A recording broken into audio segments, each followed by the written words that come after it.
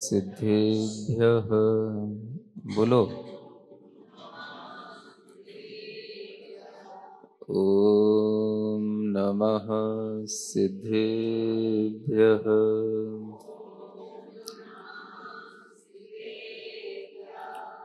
ॐ नमः सिद्धेभ्यः।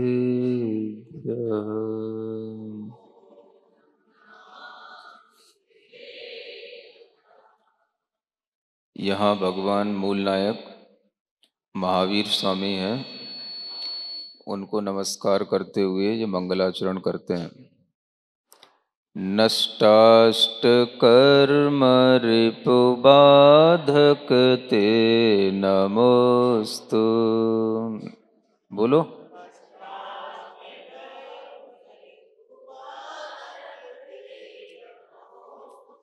स्वर्गापवर्ग सुखदायक ते नमोस्तु।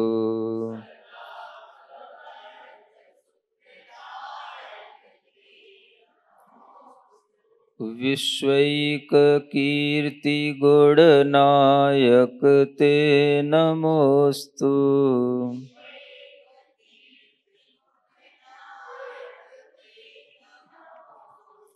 विघ्नान्तराय विधिवारक ते नमोस्तु।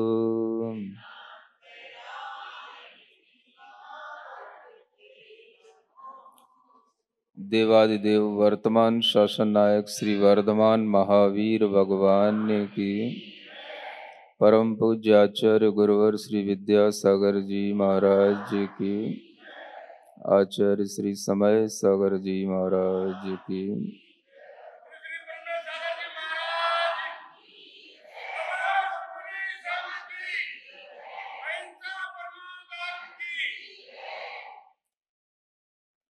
आज कार्तिक शुक्ला सप्तमी का दिन है और आज भगवान महावीर स्वामी का, जिनका विशेष प्रभाव हमारे ऊपर रहा, ऐसे हमारे प्रभु का आज मुझे दर्शन हुआ है।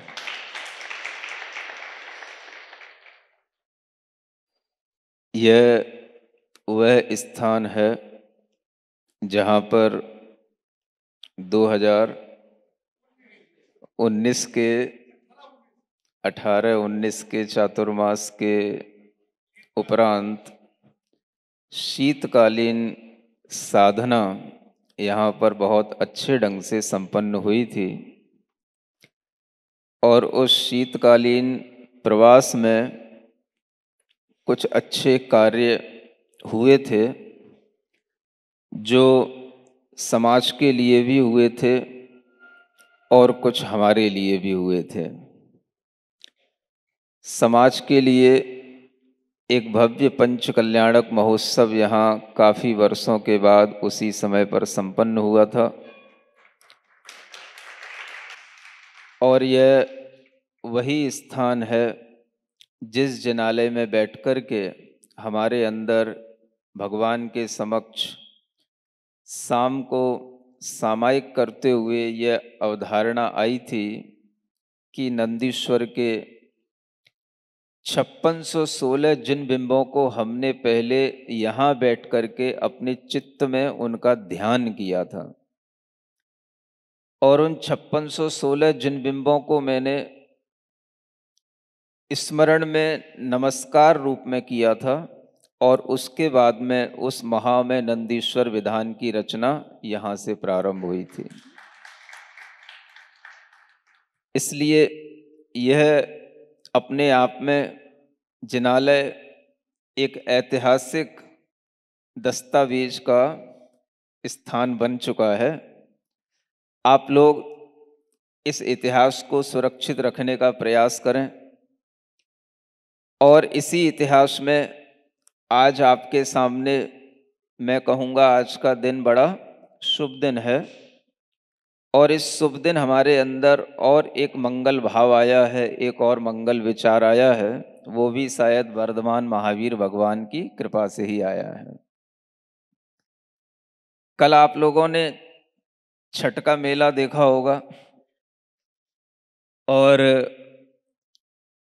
सुना भी होगा, लेकिन उससे शायद आप लोगों को ज्यादा प्रयोजन रहा नहीं होगा।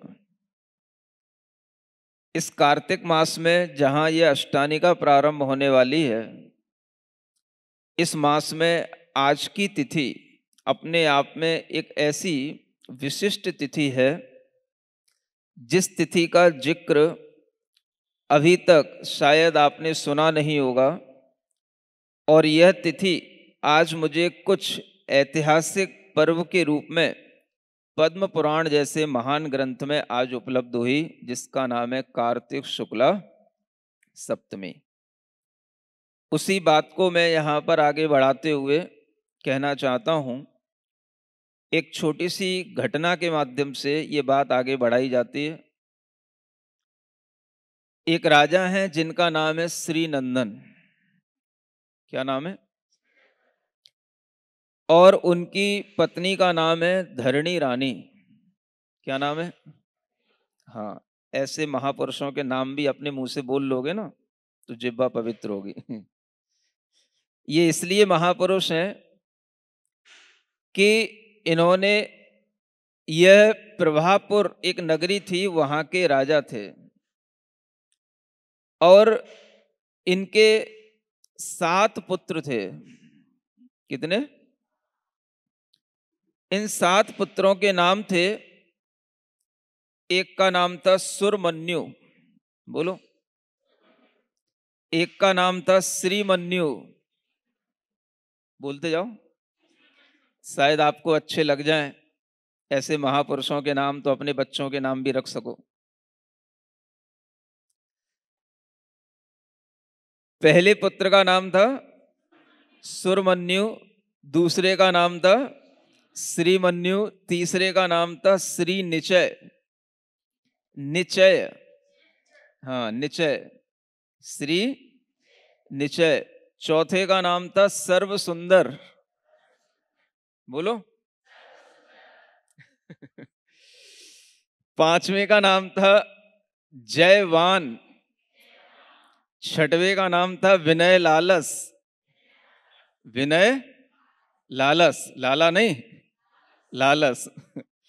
और 7वें का नाम था जय मित्र। याद हो गए? सुनो, अब इतनी बुद्धि छोटी हो गई है, बताओ, ना तो बुद्धि बचा ना बल बचा, है ना। 7 पुत्र हो सके तो शायद इसीलिए नहीं करते हो कि उनके नाम भी अब आपको याद नहीं रह सकते। तो ये श्रीनंदन राजा के 7 पुत्र थे, है ना। और एक पुत्र इनका और हुआ था। उस एक पुत्र का, केवल वह 1 महीने का पुत्र था, और उस पुत्र के लिए राज्य देकर के यह प्रीतिंकर मुनि महाराज के दर्शन करके उनके संबोधन से वैराग्य को प्राप्त हो गए थे। सुन रहे हो? 1 महीने के पुत्र को राज्य देकर के और वैराग्य को प्राप्त हो गए। वैराग्य प्राप्त हो जाने के बाद में इन्हें केवल ज्ञान की प्राप्ति हुई और ये सिद्ध पद को प्राप्त हो गए। ऐसे श्री नंदन सिद्ध भगवान की, नहीं बोलने माती, कैसे लोग हो तुम लोग।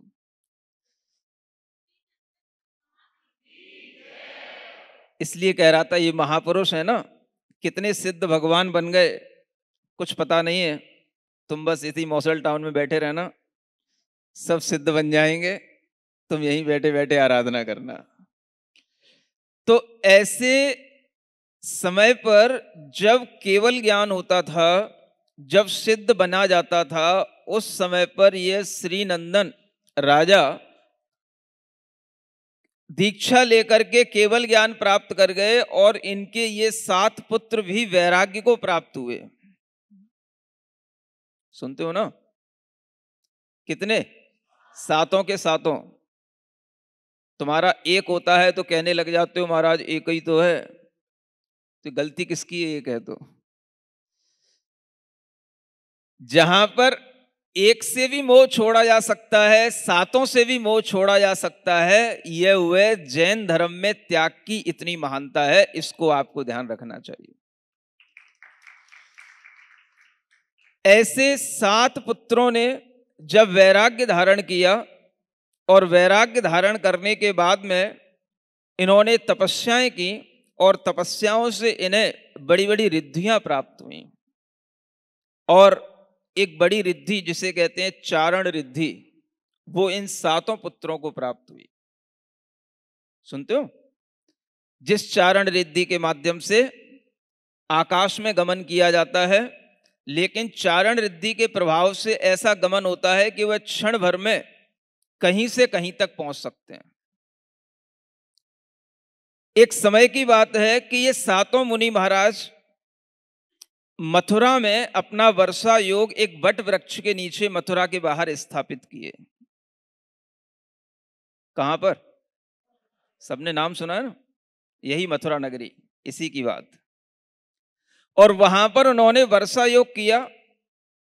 वर्षा योग में भी वह अपनी तपस्या अनेक तरह के उपवास आदि के साथ करते थे, और उन उपवास आदि की पालना करने के लिए वह अपनी रिद्धि के माध्यम से कहीं से कहीं तक जा सकते थे।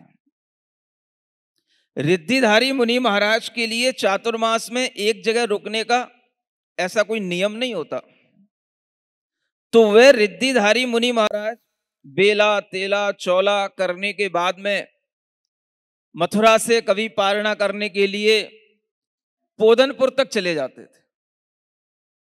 क्षण भर में वे पोदनपुर जा सकते हैं, कहीं वह विजयनगर गए, इस तरह के कई स्थानों पर वे पालना करने के लिए जाते थे। और एक बार वे पालना करने के लिए अयोध्या नगरी में गए। कहां पर? उस समय पर अयोध्या नगरी में एक सेठ रहते थे जिनका नाम था अरहत दत्त सेठ। कौन? हाँ, पहले के सेठ भी ऐसे नाम वाले होते थे, अरहत दत्त, जिन दत्त, माने जिनेंद्र भगवान ने ही हमें दिया है, इसलिए उसका नाम क्या रखते थे? जिन दत्त। अरहंत भगवान ने ही मानो ये पुत्र दिया है, इसलिए उनका नाम रख देते थे अरहत दत्त। आपको तो कोई कुछ देता ही नहीं है ना, इसलिए आपके बच्चों के नाम भाई नियान वियान कियान मियान, है ना, ये सब बेकार के नाम, बेकार के बच्चों के बर्बाद जिंदगी करने के लिए आप रख देते हो, है ना। तो उस सेठ का नाम था अरहत दत्त सेठ, और उसके घर पर वह मुनि महाराज अचानक से पहुंच गए, क्योंकि पहला का जो समय रहता था वो ऐसा ही होता था, मुनि महाराज घर के दरवाजे पर आकर के दस्तक देते थे, और जिसको मुनि महाराज को पड़गान आदि करना आता था वो कर लेता था, नहीं आता था नहीं करता था। तो मुनि महाराज उन सेठ जी के यहां पहुंच गए। सुन रहे हो? अचानक से आ जाएं आपके घर पे मुनि महाराज तो आपकी हालत क्या होगी? चलो हालत तो जो होगी सो होगी, कम से कम अरहत दत्त सेठ की तरह तो हालत नहीं होगी। उसने क्या सोचा, अभी तो चातुर्मास का समय चल रहा है,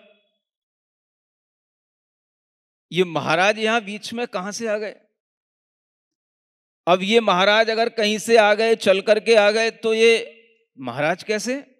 वर्षा काल में इस नगरी में तो जो महाराज हैं वो तो मुझे पता ही है, और इस नगरी में एक जिनालय में कई महाराजों का चातुर्मास चल रहा है, ये अचानक से महाराज आ गए और ये भिक्षाचर्या करने के लिए आ गए। अब ये भिक्षाचर्या करना जानते हैं कि नहीं, ये अरहंत मत को मानते हैं कि नहीं, ये जिन मत से बाए हैं कि जिन मत में हैं, क्योंकि वर्षा काल में जिन मत में तो मुनि महाराज कभी विहार करके एक स्थान से दूसरे स्थान पर जाते नहीं। तो उस सेठ का ये दिमाग चलने लग गया। सुनते हो, पढ़ा लिखा होना कभी कभी ठीक भी होता है, और कभी कभी पढ़ा लिखा होना भी नुकसानदायक हो जाता है। तो अब जब उसका दिमाग चला तो उसके मन में भाव ही नहीं आया कि इन मुनि महाराज को हम आहार करा दें। क्योंकि मुनि महाराज उसके घर पर गए तो आहार के लिए ही गए, वो अपनी पालना करने के लिए गए, तो उसका मन नहीं बना। लेकिन उसकी जो बधू थी, बहू उसके घर में, वो जिन धर्म परायण बहू थी, और उसने मुनि महाराज को देख करके उन्हें उनकी पालना कराई, उन्हें उनको आहार करा दिया। सुनते हो, इतनी स्वतंत्रता महिलाओं को पुराने जमाने में भी रहा करती थी। आज है कि नहीं पता नहीं, नहीं है। मतलब कि घर का पिता मुनि महाराज के लिए नमस्कार भी नहीं कर रहा है, और बहू जो है मुनि महाराज का पड़गान करके उनको पालना करा दी, आहार करा दी। और आहार करा देने के बाद में वह मुनि महाराज आशीर्वाद देकर के निकल गए। बगल में जिनालय था, वहां पर अन्य भी मुनि महाराज थे और भी वहां पर आचार्य थे, तो उनके भी पास चले गए वो। और वहां पर एक द्युति नाम के भट्टारक, माने भट्टारक बोला जाता था, जो बड़े बड़े आचार्य होते उनको भट्टारक पहले कहा जाता था, तो वह द्युति भट्टारक के अनेक शिष्य थे और उनके साथ में वहां पर उनका चातुर्मास चल रहा था। जब वह मुनि महाराज वहां पहुंचे तो उन्होंने उनकी चरण वंदना की और उनका अभिवंदन किया। लेकिन उनके साथ में भी जो शिष्य थे उनके मन में भी ये विचार आया, ये मुनि महाराज यहां कहां से आ गए। सुनते हो, जब अरहत दत्त को यह मन में ऐसा विचार आया कि ये मुनि महाराज यहाँ चातुर्मास में कहाँ से आ गए, ये इस तरह से जो बगल में चातुर्मास चल रहा है वहां पर वो द्युति भट्टारक के पास भी मिलने गए, तो वह अपने मन में विचार करता हुआ उनके पास तक पहुंचा कि देखें ये आचार्य महाराज के पास गए हैं, तो इनके पास जाकर के ये मुनि महाराज ने क्या किया। तो जब तक तो वह मुनि महाराज उनसे भी मिलकर के बाहर निकल के चले गए और वो आकाश मार्ग से उड़ गए। जब आकाश मार्ग से उड़ करके चले गए तब वहां पर रहने वाले अन्य मुनियों को समझ में आया, अरे ये तो चारण रिद्धिधारी मुनि महाराज थे, हमने तो उनकी वंदना भी नहीं कर पाई और इतनी जल्दी ये निकल के चले गए। इतनी देर में वो अरहत दत्त सेठ वहां पर आ गया और द्युति भट्टारक जो थे उनके पास में बैठ करके कहने लगा, महाराज ये कैसे कैसा मुनि महाराज आ जाते हैं और कभी भी विहार करके चले आते हैं, और ये अभी आपके पास भी आए थे, कौन थे, कहाँ गए। तो वो भट्टारक जी कहते हैं, अरे सेठ जी ये तो तुम्हारे घर पर आए थे ना, आए तो थे, मैंने तो कुछ किया ही नहीं। अरे तुमने तो इतनी बड़ी गलती कर ली, इतने तपस्वी चारण रिद्धि मुनि महाराज का तुम दर्शन तक नहीं किए, उनकी वंदना नहीं किए, और वो तो आकाश मार्ग से उड़कर न जाने कहां चले गए। और वह उन्हें पता पड़ा बाद में कि वह मथुरा नगरी में उनका चातुर्मास है, वह पालना करने के लिए इधर उधर अन्य अन्य शहरों में जाते हैं। तब अरहत दत्त सेठ को लगा मुझसे बहुत बड़ी भूल हो गई। अपने आप में वह ऐसा पश्चाताप करने लगा कि देखो ऐसे मुनि महाराज जिनके दर्शन करके भी मैंने उनका अभिवादन नहीं किया, मुझसे ज्यादा पापी और कौन होगा। अपने आप को मिथ्या दृष्टि कहने लगा, अपनी आत्मनिंदा के पापों से भर गया। और तब उसको समझ में आया कि इससे अच्छी तो मेरी बहू है, जिसने मुनि महाराज का पड़गान करके नवदा भक्ति से उन्हें आहार कराया। अब मैं अगर उन मुनि महाराज का दर्शन ना करूं तो मेरा जीवन बेकार है। मैंने जो पाप किया है इस पाप का प्रायश्चित क्या करूं, ये अब उसके मन में आने लगा। और उसने मुनि महाराज से, जो वहां पर द्युति भट्टारक थे, उनसे अपनी आत्मनिंदा की, और आत्मनिंदा करने के बाद में मुनि भट्टारक ने भी कहा और उसके मन में भी आया कि ऐसे मुनि महाराज की जब तक वंदना न कर लें, जब तक इन मुनि महाराज का पुनः दर्शन पूजन करके अपने पाप का प्रायश्चित ना कर लें तब तक मेरे मन को शांति नहीं मिल सकती। सुन रहे हो? क्या सुन रहे हो? क्या सुन रहे हो? कुछ समझ में आ रहा है? अपने लिए भी कुछ समझ में आ रहा है? क्या समझ आ रहा है? कभी कभी ऐसी गलतियां अपने से भी हो जाती हैं, और ऐसी गलतियां होने पर इसका प्रायश्चित क्या होता है, तो इससे भी आपको यही सीख लेना है। कभी आपसे मुनि निंदा बन जाए, कभी आपसे मुनि का अपमान बन जाए, तो क्या कर लें? उसका सीधा साधा तरीका है, उन्हीं की वंदना करके, उन्हीं का दर्शन करके, उन्हीं का पूजन करके अपने पापों का प्रायश्चित कर लें। वह अरहत दत्त सेठ अब विचार करता है कि मुनि महाराज का चातुर्मास तो मथुरा में है, और यह घटना कहां पर है? अयोध्या में है। वो तो तुरंत पहुंच गए मथुरा में, अब ये कैसे जाए? उसने विचार किया कि मुनि महाराज अभी शायद मुझे मिल जाएंगे, चातुर्मास अंत को प्राप्त है, लेकिन हो सकता है कि वह अष्टानिक में भी वहीं कहीं आसपास रुकेंगे, क्योंकि ज्यादातर मुनि महाराज ये विचार करते हैं कि अष्टानिक में भी वहीं रुका जाए जहां पर यह चातुर्मास हुआ है। नहीं समझ में आया? मॉडल टाउन चातुर्मास नहीं हुआ इसलिए ताली नहीं बजा रहे हो? इसलिए अरे चातुर्मास दिल्ली में हुआ ना, तो दिल्ली में ही तो मॉडल टाउन है।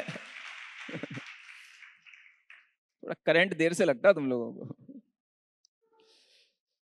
तो वह अरहत दत्त सेठ अपनी अनेक प्रजा के साथ में, सुनते हो, मुनि महाराज की वंदना के लिए भी अकेले नहीं जाया जाता।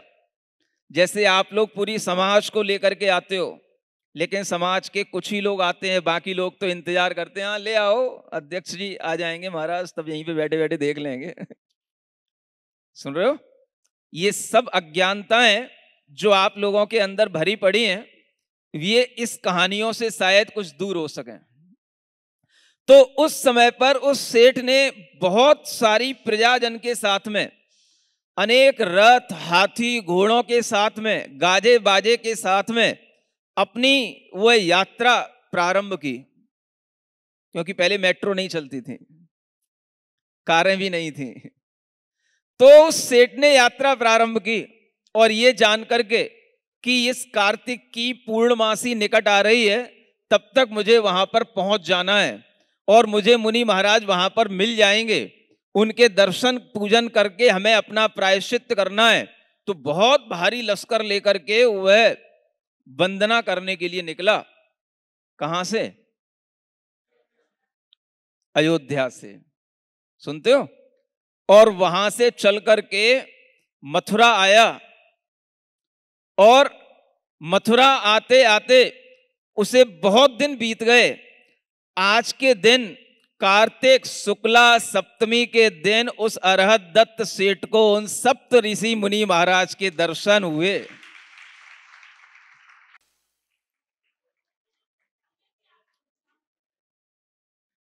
और दर्शन करके उसने पूजन किया, वंदना की, और उनके चरणों में बैठ करके अपनी आत्मनिंदा की, तब उसको शांति मिली। कितनी दूरी होगी? क्या बात कर रहे हो? अयोध्या से मथुरा कम से कम 500 किलोमीटर है। हाँ, तो आप सोचो, आज के दिन आपने अभी तक शायद सप्त ऋषियों की पूजा जिनवाणी में लिखी तो देखी होगी, लेकिन इसकी महत्ता कभी ऐसे नहीं सुनी होगी, और ये दिन भी नहीं सुना होगा कि इस दिन यह सप्त ऋषियों की पूजा अरहत दत्त सेठ ने की। उसी समय पर मथुरा का राजा शत्रुघ्न था। ये किसके समय की बात है? ये श्री राम के समय की बात है, भगवान मुनिसुब्रत नाथ के काल की बात है। आप सोचो, जब केवल ज्ञान प्राप्त होता था, उस चतुर्थ काल की बात है। जो राम लक्ष्मण और भरत के भाई शत्रुघ्न थे, ये मथुरा के वहां पर राजा थे। जब इन्होंने देखा कि एक सेठ अयोध्या से यहां पर दर्शन करने के लिए आया है, तो वह शत्रुघ्न राजा भी उसी समय पर उन 7 ऋषियों के चरणों में अपनी सारी प्रजा को लेकर के वहां पर दर्शन बंदन करने के लिए पहुंचा और एक बड़ा महोत्सव के साथ में उन मुनि महाराज की पूजा की गई, चरण वंदना की गई। तब से यह 7 ऋषियों की पूजा प्रारंभ हुई। ये वह 7 ऋषि थे जो मथुरा में जब आए थे और उस मथुरा में उस समय पर अनेक रोग फैले हुए थे। इसे एक मरी रोग बोलते हैं, इति भीति के रूप में, जैसे आप पढ़ते हो ना, इति भीति व्यापेनी जग में, जस्ट लाइक कोरोना। समझ में आ रहा है? जिस तरह के पहले प्लेग, हैजा, ये सब रोग फैलते थे, ऐसे वहां पर एक मरी रोग फैला हुआ था और इन मुनियों के चातुर्मास के कारण से वहां पर उस रोग का अभाव हुआ, चारों ओर सुभिक्ष फैला, सब लोगों के लिए सुखदायक जीवन जीने का एक वहां पर वातावरण निर्मित हुआ। ये उन मुनि महाराज के वहां पर रहने का और उनकी तपस्या करने का प्रभाव था। इसी घटना के बाद में वहां पर यह नियम बना दिया गया कि इस मथुरा की रक्षा करने के लिए, इस मथुरा में कोई भी उपद्रव आए, इस मथुरा में किसी भी तरह की अशांति हो, तो उस समय पर यह मुनि महाराज के माध्यम से यह वहां पर बताया गया कि मथुरा की चारों दिशाओं में 7 ऋषियों की मूर्तियां बनवाई जाएं और उनकी पूजा की जाए। और ये काम उस समय पर राजा शत्रुघ्न ने किया और सब तरह से लोगों के लिए सुभिक्ष का वातावरण हमेशा के लिए तैयार करवाया। और इस तरह से 7 ऋषियों की पूजा का यह प्रचलन उन शत्रुघ्न राजा और अरहत दत्त सेठ के माध्यम से प्रारंभ हुआ। वो दिन कौन सा था? ये शास्त्र में लिखा हुआ मिला, कार्तिक शुक्ला सप्तमी, और ये मेरे दिमाग में कल रात की सामायिक में आया। शायद ये वर्धमान भगवान के इस मॉडल टाउन का प्रभाव था।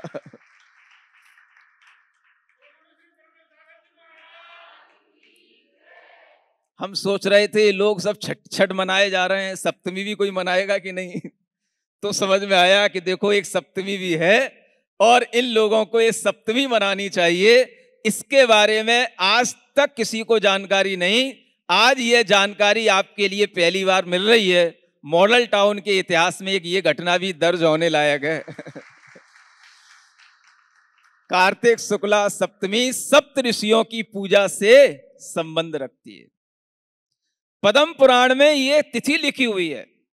एक श्लोक है उसमें, कार्तिका मल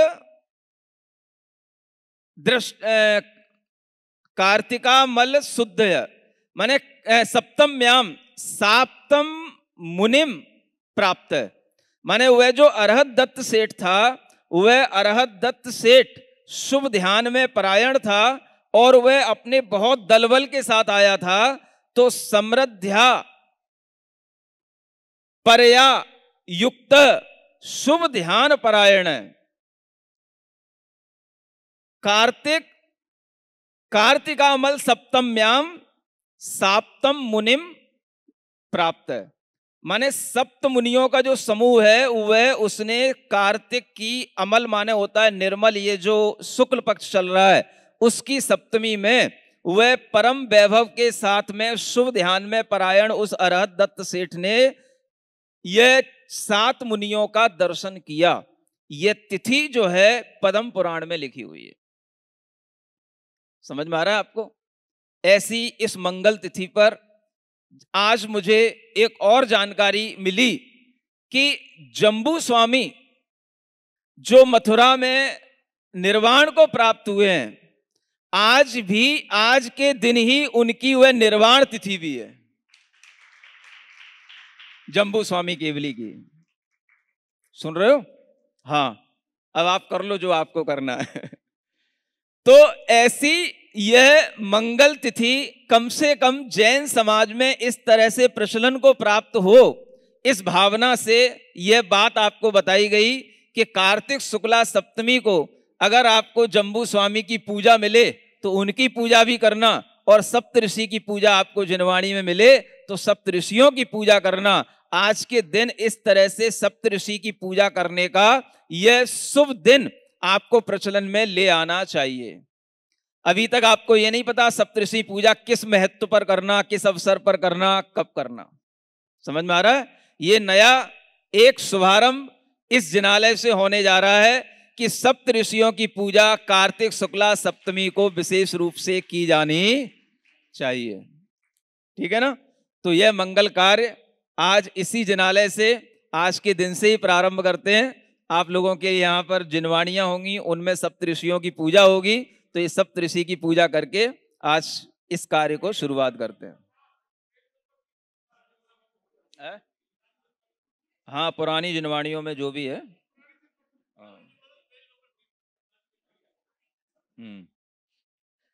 हाँ, कवि मनरंग लाल की यह पूजा है, सप्तऋषि पूजा है।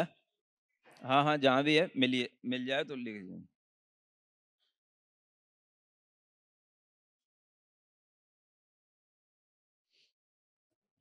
करें, आपके साथ हम भी कर लें। हाँ, बोलिए सप्तऋषि मुनि महाराज की। हाँ, बैठ जा, वो डिस्टर्ब नहीं करो। प्रथम नाम श्री मनव, द्वितीय स्वर मनव ऋषीश्वर, तीसर मुनि श्री निचय सर्व सुंदर, चौथो वर पंचम श्री जयवान विनय लालस, षष्ठम भाने, सप्तम जय मित्राख्य सर्व चारित्र धाम गनि। ये सातों चारण रिद्धिधर, करूं तास पद थापना, मैं पूजू मन वचन काय कर, जो सुख चाहूं आपना। दे दो, दे दो थोड़ा। बोलो, आप लोग बोलो, करो। ओम ह्रीम श्री चारण रिद्धिधर श्री सप्तऋषीश्वरा अत्र अवतर संभव षट। हाँ बोलो। ओम ह्रीम श्री चारण रिद्धिधर श्री सप्तऋषीश्वरा अत्र तिष्ठ तिष्ठ। ओम ह्रीम श्री चारण रिद्धिधर श्री सप्तऋषीश्वरा अत्र मम सन्निहितो भव वसट सन्निधि। हाँ, शुभ तीर्थ उद्भव जल अनुपम, मिष्ट शीतल लायके, भव तृषा कंदन कंद कारण, शुद्ध घट भरवायके, मनवादिचारण रिद्धि धारक, मुनिन की पूजा करूं ता करे पातक हरे सारे, सकल आनंद विस्तर। ओम ह्रीम श्री चारण रिद्धिधर श्री मनव स्वर मनव, इसमें मन्यु नहीं लिखा, मनव कर दिया उन्होंने। श्री निचय सर्व सुंदर जयवान विनय लालस, जय मित्र ऋषिभ्यो नमः। जन्म जरा मृत्यु विनाशनाय जलम निर्वपामीति। श्रीखंड कदली नंद केशर मंद मंद गिसाय के, तस गंध प्रसरित दिग दिगंतर भर कटोरी लाय के, मनवादि चारण रे दिदारक, मुनिन की पूजा करूं ता करे पातक हरे सारे, सकल आनंद विस्तरू। ओम ह्रीम श्री मनवादि सप्तऋषिभ्यो नमः। संसार ताप विनाशनाय चंदनम निर्वामिते स्वाहा। अति धवल अक्षत खंड वर्जित, मिष्ट राजन भोग के, कल धौत थारी भरत सुंदर, चुनित शुभोपयोग के, मनवादि चारण रिद्धिधारक, मुनिन की पूजा करूं ता करे पातक हरे सारे, सकल आनंद विस्तरो। ओम ह्रीं श्री मनवादि सप्तऋषिभ्यो नमः। अक्षय पद प्राप्त अक्षतान् निर्वामिते स्वाहा। बहुवर्ण सुवर्ण सुमन आछे अमल कमल गुलाब के केतकी चंपा चारु मरुआ चुने निज कर चाव के। मनवादि चारण रिद्धि धारक मुनिन की पूजा करो ता करे पातक हरि सारी सकल आनंद विस्तरो। ओम ह्रीं श्री मनवादि सप्तऋषिभ्यो नमः। कामबाण विध्वंसनाय पुष्पम निर्वामिते स्वाहा।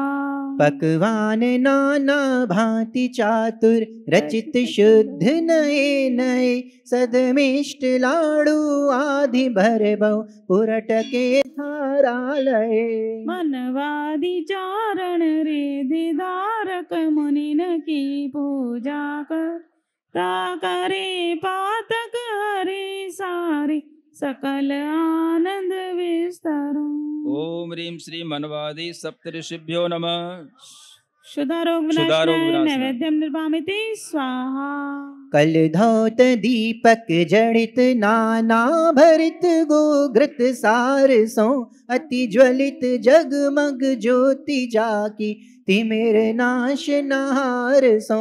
मनवादि चारण रिद्धि धारक मुनिन की पूजा करो ता करे पातक हरि सारी सकल आनंद विस्तरो। ओम ह्रीं श्री मनवादि सप्तऋषिभ्यो नमः। मोहंधकार विनाशनाय दीपम निर्वामिते स्वाहा। दिक चक्र गंधित होत जाकर धूप दश अंगी कही सोलाए मन वच काय शुद्ध लगाए कर के सही। मनवादि चारण रिद्धि धारक मुनिन की पूजा करो ता करे पातक हरि सारे सकल आनंद विस्तरो। ओम ह्रीं श्री मनवादि सप्तऋषिभ्यो नमः। अष्टकर्म देनाय कर्म देनाय धूपम निर्वपामिति।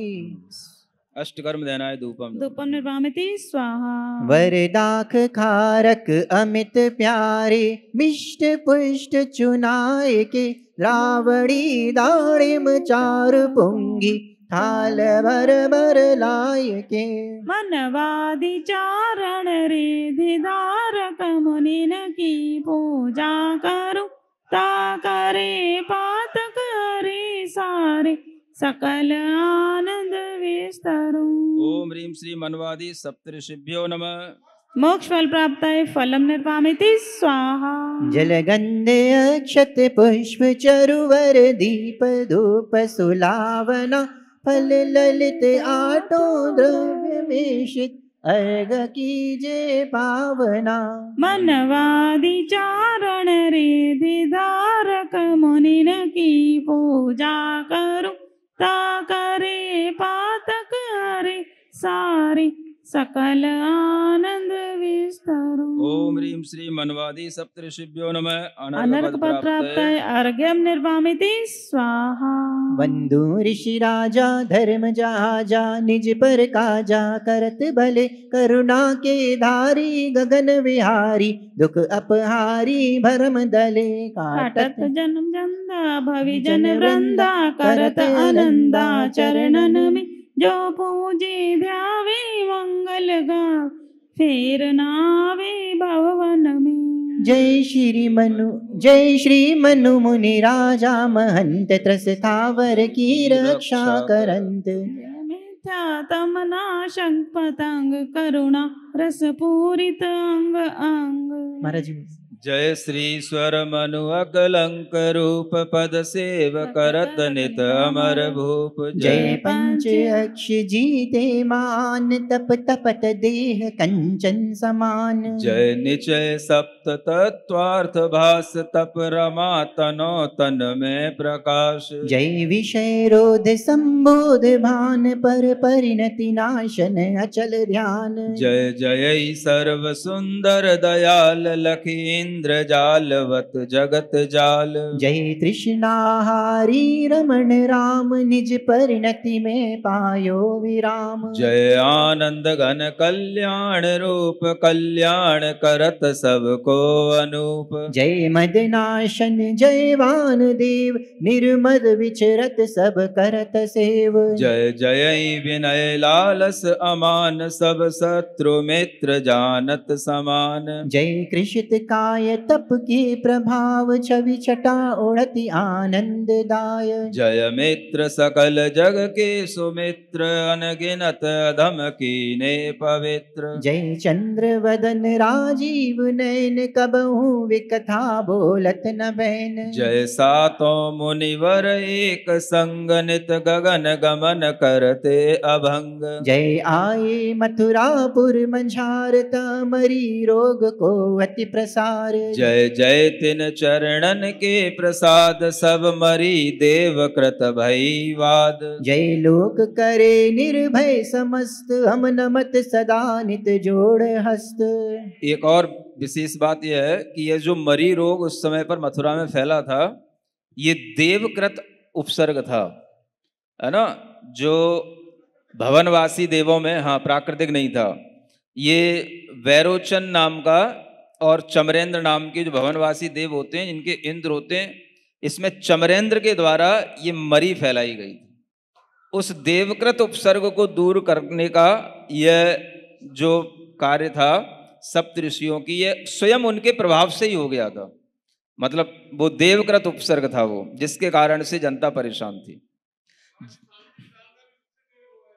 नहीं। जय ग्रीष्म ऋतु पर्वत मजार, नित करत अतापन योग सार। जय आसन नाना भांति धार। जय तृषा परिश। जय तृष करत जेर कहूँ रंच, चलत नहीं मन सुमेर। जय मूल 28 गुणन धार, तप उग्र तपत आनंदकार।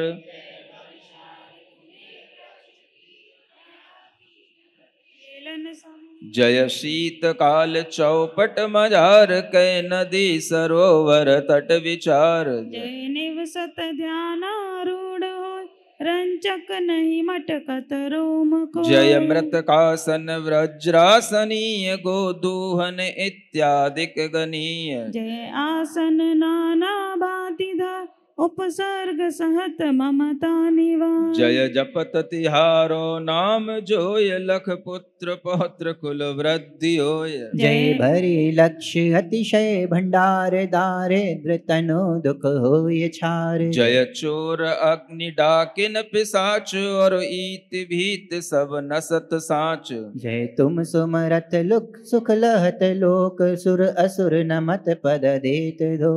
ये सातों मुनिराज महातप लक्ष्मी धारी, परम पूज्य पद धरे सकल जग के हितकारी। जो मन वच तन शुद्ध होए सेवे ओ ध्यावे, सो जन मन रंग लाल अष्टरे दिन को पावे। नमन करत चरणन परत, अहो गरीब निवाज। पंच परावर्तन निते निर्वारो ऋषिराज। ओम ह्रीं श्रीं मनवादि सप्त ऋषिभ्यो नमः। जयमाला पूर्णार्घ्यम स्वाहा।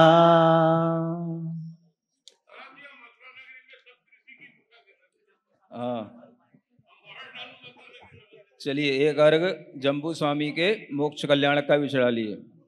पापी मन को पावन करने में गीत आपके गाता हूँ, चरणों की पूजा से भगवान सच्ची शांति को पाता हूँ। जम्बू स्वामी ने आत्मज्ञान कर आत्म रूप निखारा है, अब हम उनकी पूजा करते और निज का रूप निहारा है। ओम ह्रीं श्री जम्बू स्वामी जिनेन्द्राय मोक्ष कल्याणक प्राप्ताय, अनर्घ पद प्राप्ताय, अर्घम निरुपामिति स्वाहा। चलिए बस ठीक, चलो जनवाणी कर। यह जम्बू स्वामी और सप्त ऋषियों की पूजा की तिथि को जाना, समझा, और कितनी अच्छी ये बात है कि आज सप्तमी के दिन यह आपको सप्त ऋषि मुनियों की पूजा करने का सौभाग्य मिल रहा है। और कल से अष्टमी के दिन आपको महामय नंदीश्वर की पूजा करने का सौभाग्य मिलेगा। तो यह आपको पता होना चाहिए कि यह नंदीश्वर की पूजाएं कितनी महत्वपूर्ण हैं कि मुनि महाराज भी इन पूजाओं के निमित्त केवल अष्टानिका के निमित्त एक स्थान पर और रुक जाते हैं। अगर वो चाहें तो विहार भी कर सकते हैं, लेकिन उन्हें भी महामय नंदीश्वर की पूजा से, महामय नंदीश्वर की आराधना से इतना लगाव रहता है कि वह एक स्थान पर रुक करके 8 दिन और बंधने का अपने मन में भाव ले आते हैं कि हमें भगवान की भक्ति करना चाहिए। तो जहां पर मुनि महाराज के लिए ऐसे भाव बनते हैं, वहां श्रावकों के भाव तो कितने और उत्साह भरे होने चाहिए। उत्साह जानते हो? हाँ, उत्साह भरा हुआ भाव होना चाहिए। और ये सौभाग्य आपके मॉडल टाउन को इसलिए भी मिला है कि यहाँ से आसपास बहुत कुछ पास में है। सारा रोहिणी पास है, सारे सेक्टर पास हैं, इधर पूरा लाल मंदिर तक का एरिया सब कुछ पास में है। तो आसपास के सभी लोग इस अष्टानिक पर्व में ऐसी पूजा जो आपने अभी तक की नहीं, क्योंकि अभी तक आपने क्या किया होगा, ज़्यादा से ज़्यादा 52 पूजाएं कर ली होंगी, लेकिन एक एक जिनालय में जो 108 जिनबिंब हैं उन सबको एक एक अर्घ चढ़ाने का सौभाग्य आपको मिलेगा। तो वह 5616 अर्घों की यह पूजा महामह नंदीश्वर पूजा कहलाती है, जो आपके इस दिल्ली में मैं कहूँगा कि पहले तो हुई है, वो बहुत अच्छे ढंग से नहीं हुई। अच्छे ढंग से ऐसे स्थान पर जहां ये पूजा बनी है उसी स्थान पर यह पूजा फिर से होने जा रही है। और इस पूजा में जो भी आप लोगों के लिए अर्घावली चढ़ाने को मिलेगी वह सब समय पर पूर्ण हो जाएगी। आप सुबह अगर जल्दी से 6:30 बजे सब तैयारियां करके प्रारंभ कर देते हैं तो ये पूजा 10:30 बजे तक आराम से पूरी हो जाएगी। तो इस तरह की इस महापूजा में जो भी आपके पिछले चतुर्मास से लेकर के 8 साल में, है ना, 18 से 25 7 साल में नए नए बच्चे पैदा हो गए होंगे, बच्चों के भी बच्चे हो गए होंगे, नए नए रिश्तेदार बन गए होंगे, उन सबको इस पूजा में शामिल कराइए, क्योंकि यह पूजा में सपरिवारा कहा गया है। कैसे की जाती है? देव लोग भी जब परिवार सहित करते हैं तो मनुष्यों को भी यह पूजा परिवार सहित करनी है। तो जितना आपका परिवार, चाहे वो कहीं दूर रहता हो, बेंगलोर में बच्चे रहते हो चाहे बॉम्बे में रहते हो, उन सबसे कहा जाए कि यह हमारे लिए महापर्व है, अनादिकालीन पर्व है। हम इन पर्व के दिनों में यहाँ पर पूजा करने के लिए उपस्थित हों।